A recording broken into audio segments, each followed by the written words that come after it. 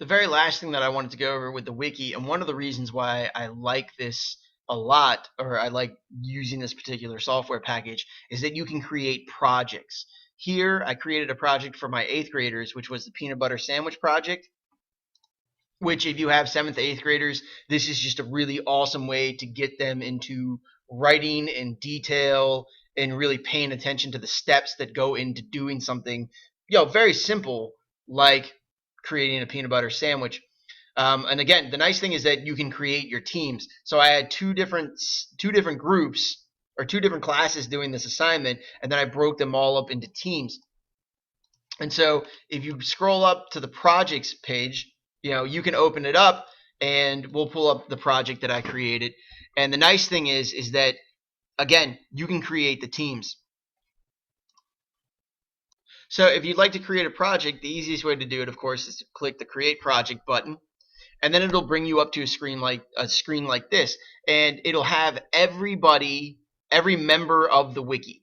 So as you can see off here to the right, this is all my students for both classes. Now all I have to do is create teams. So I just go to, I can create as many teams as I want, and so we'll just create these 3 teams here.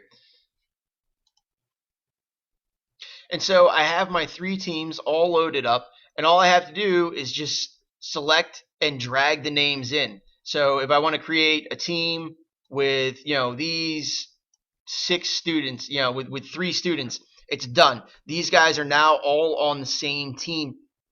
The really nice thing about this is that you can set it up so that your students can work with different people from different classes. It doesn't have to be all the same kids from the same class because it's all online. So they'd like to work with some of their friends from another class on a project. That's easy enough to do if they're all your students because, of course, you have their names right over here to the right, and you just click and drag them in there.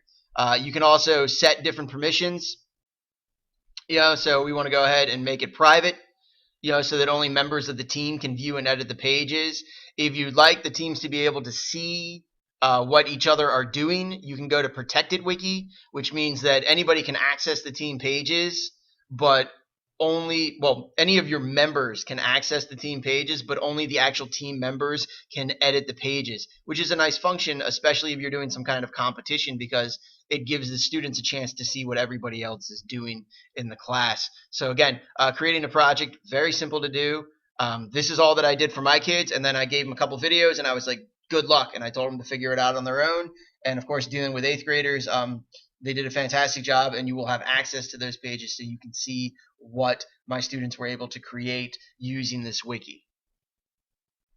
And this is the conclusion of the wiki videos. If you have any questions, please don't hesitate to email me, and I will make sure that there's a few links posted on the website so that you can see some of the things that I've used to create the wikis that you've seen.